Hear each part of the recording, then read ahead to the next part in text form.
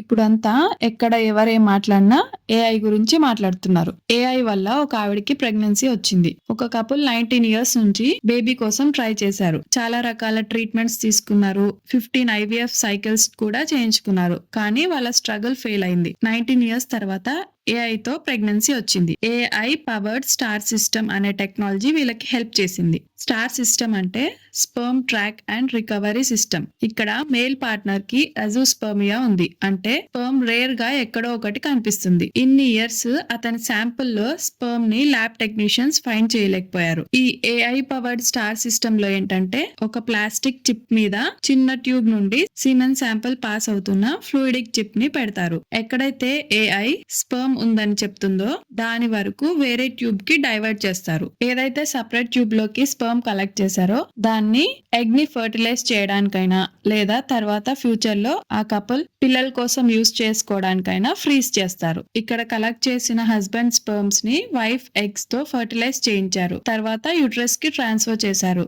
ఇప్పుడు తను 4 months pregnant. So AI technology వల్ల పిల్లలు కూడా పుడుతున్నారు. ఇలాంటి మెడికల్ స్టోరీస్ కూడా తెలుసుకోవాలనుకుంటే సబ్స్క్రైబ్ చేయండి. Thank you for watching.